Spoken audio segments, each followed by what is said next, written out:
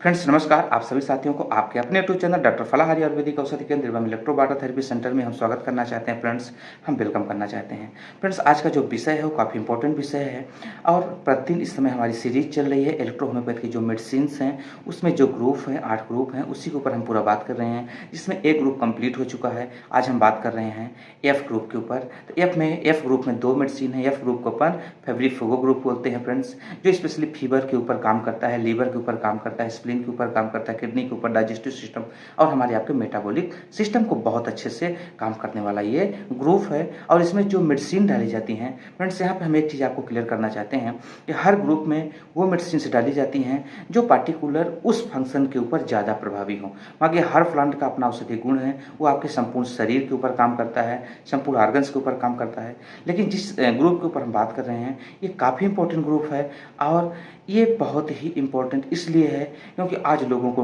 Typhoid, malaria से संबंधित बहुत सारी जो बीमारियां हैं, किसी को डेंगू हो रही है, किसी को इंटरनल बुखार बनी रहती है, मुंह में फीकापन रहता है, वायरल एटमॉस्फेयर, ऐसे कई वायरल जो डिसीजेस हैं, जो एटमॉस्फेरिक डिसीजेस हैं, जो कि समय समय पे चेंजेस होता रहता है, कभी कम कभी टेम्परेचर का कम ज़्यादा होने के बावजूद भी कई बार हो जाता है।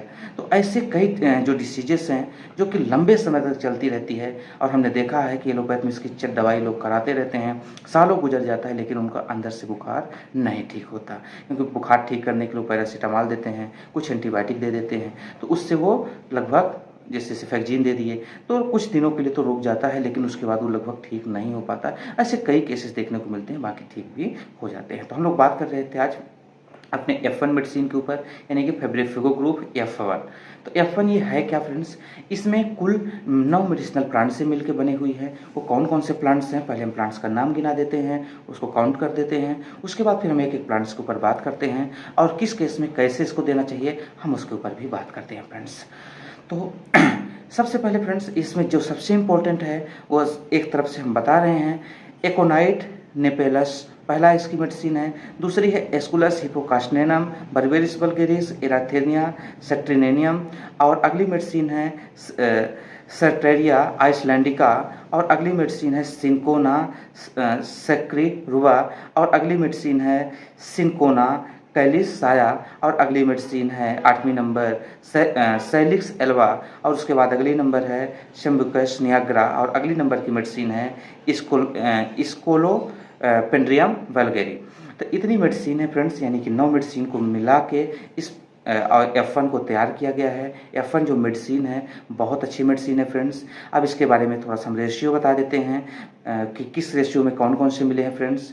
जो पहली नंबर की मेडिसिन है एकोनाइट, इसका 20 भाग मिला है, 20% मिला है। इसके साथ साथ फ्रेंड्स मैं बात करना चाहता हूँ कि जो सबसे काफ़ी इंपॉर्टेंट है वो है एस्कुलस, वो भी इसमें से 10% भाग है। फिर बर्बेरिस वल्गेरिस, इसका 10% भाग है। फिर इराथेरिया इसका 15 भाग है। फिर सटेरिया आइसलैंड्रिका, इसका सिर्फ 5 भाग मिलाया गया है और सिंकोना इसका 20 भाग यानी कि 20 भाग मिलाया गया है और सिंकोना कैलिसाया इसका 25वां भाग मिलाया गया है और सैलिक्स एल्वा 10 भाग और उसके साथ साथ सैम्बिकस नियाग्रा ये 5 भाग मिलाया गया है।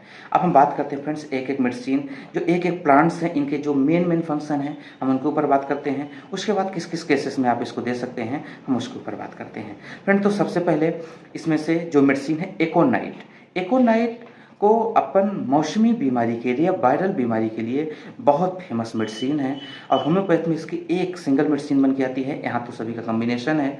तो ये बहुत अच्छी है एकोनाइट। जैसे लोगों को बुखार हो रही, बुखार नहीं ठीक हो रही है, अचानक बुखार का बहुत ज़्यादा टेम्परेचर बढ़ जाता है, उस जैसे कंडीशन पे हम इस मेडिसिन को देते हैं। और इसको साथियों एकोनाइट जो होती है एक प्रकार का एंटी पॉइजनिंग ड्रग मतलब रेमेडी होती है, बहुत अच्छा काम करने वाली होती है।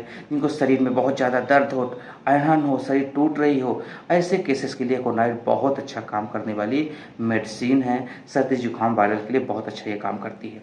इसके साथ साथ अगला है एस्कुलस, एस्कुलस हिपोकास्टिनम, ये भी बहुत अच्छा आपके डाइजेस्टिव सिस्टम, जो आपको वोमिटिंग होता है या कि गैस्ट्रिक रीजन, बहुत सारे लोगों को जब बुखार होती है उनको बहुत ज़्यादा गैस बन जाती है, ऐसे केसेस में इस मेडिसिन को ज़रूर देते हैं, जो कि आपके डाइजेस्टिव सिस्टम को, आपका जो मल है उसको भी पास कराने में हेल्प करती है। इसके साथ साथ हमारे पाचन क्रिया के लिए बहुत अच्छा रेमेडी है फ्रेंड्स।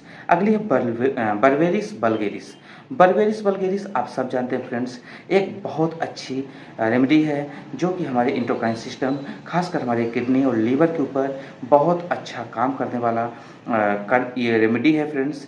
खासकर ये उस केस में देते हैं जब आपके शरीर में कहीं गठान हो जाए, लीवर में कहीं गठान हो जाए, भूख नहीं लग रहा है, मिचली आ रही है, किडनी में स्टोन हो जाए, कि पेशाब करने में दर्द हो, जलन हो, ऐसे केस के लिए बर्बेरिस बल्गेरिस बहुत अच्छी रेमेडी है। किडनी स्टोन, कैसा भी स्टोन हो, उसको ये निकालने में बहुत अच्छा ये कार्य करती है। फिर अगली मेडिसिन है इराथेरिया सेंट्रीफ्यूगा। ये फ्रेंड्स, ये क्या करती है, ये रेमेडी बहुत अच्छी रेमेडी है। ये लीवर के ऊपर काम करती है, जैसे लीवर के ऊपर 2-3 और रेमेडी काम करती हैं, चिलोडेनियम है, कार्डोस्मार है, इसके साथ साथ कारिका पपाया है, और इसके साथ साथ ये भी मेडिसिन इराथेरिया सेंट्रेनियम, ये बहुत अच्छा काम करती है। लीवर, स्प्लीन, जैसे बहुत सारे केस में आप देखे होंगे कि लोगों को बॉइटिंग होना शुरू हो जाता है, यानी कि पेट का फूलना शुरू हो जाता है, ऐसे केस के लिए बहुत अच्छी रेमेडी है ये। अच्छा काम करती है, जिनको बिल्कुल पेट फूल जाता है और आप हाथ रखेंगे तो गदगद की आवाज़ आएगी, आपको महसूस होगा कि इसके अंदर हवा भरा हुआ, जैसे आप कभी ट्यूब में मोटरसाइकिल साइकिल के ट्यूब में हवा भर के उसको ऐसे आवाज़ करेंगे तो सेम लगभग उससे से मिलता जुलता आवाज़ ऐसे आता है। ऐसे केस में, ऐसे सिम्टम्स के ऊपर यह रेमेडी बहुत अच्छा काम करती है, बहुत अच्छा ये मेडिसिनल प्लांट है फ्रेंड्स। आगे हम बात करेंगे, हाँ, लीवर स्प्लीन के ऊपर, उसमें जो स्वेलिंग आ जाती है, आपने सुना तिल्ली बढ़ गई है, ऐसे केसेस के लिए रेमेडी बहुत ही बिल्कुल वरदान है। जहाँ कोई भी मेडिसिन ना काम करती हो, आप इसको इस्तेमाल करें, निश्चित तौर पे बहुत अच्छे रिजल्ट मिलेंगे। अगली मेडिसिन है, इसमें सेट्रारिया आइसलैंडिका। ये ब्रांकाइटिस सिस्टम के लिए, जो हमारा श्वसन तंत्र है उसमें अगर ट्रेकिया है, ब्रांकाइटिस है, उसमें अगर कोई भी समस्या हो जाती है, इन्फ्लेमेशन हो जाता है, सिस्ट हो जाता है, सांस लेने में दिक्कतें होती हैं, या कुछ भी समस्या होती है, उसके लिए बहुत ही हेल्पफुल यह रेमेडी है फ्रेंड्स। ये अच्छा मेडिसिनल प्लांट है। आगे हम बात करेंगे, ये एक एक अलग अलग रेमेडी है, फिर इनका कम्बिनेशन एक साथ तैयार करके F1 कहा जाता है, ठीक है। यस फ्रेंड्स, तो जो भी आप डाउट दूर कर लीजिए, क्योंकि इसमें से 9 रेमेडी हैं और 9 को फिर एक कम्बिनेशन बनाया जाता है, जैसा हमने भाग भी गिना दिया, किसी मेडिसिन का 20 भाग, किसी का 10 भाग, किसी का 25 भाग, अपने हिसाब से जो इसके फार्मासिस्ट हैं, जो इसके एक्सपर्ट हैं, वो बनाते हैं फ्रेंड्स, है ना। आप भी बना सकते हैं अगर आप इस लाइन की एजुकेशन लिए हैं तो। अब हम आगे बात करते हैं फ्रेंड्स कि अगली मेडिसिन है, आप जो सबसे इम्पोर्टेंट मेडिसिन है, बहुत अच्छा काम करती है फीवर के लिए, उसको सिनकोना के नाम से सिनकोना ऑफिसनलस भी आती है, सिनकोना सुसीरुगा भी आती है, और सिनकोना कैलिसिया भी आती है। तो इसमें से साथियों अपन बात करेंगे सिनकोना शक और सिनकोना कैल।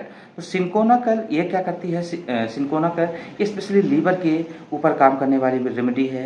ये भी अगर फीवर होता है, किस वजह से फीवर होता है, अगर टाइफाइड का इन्फेक्शन है, उसके लिए बहुत अच्छा ये काम करती है। खासकर जिनको मलेरिया के सिम्टम्स आ जाते हैं, उनके ऊपर बहुत अच्छा काम करने वाली ये रेमेडी है।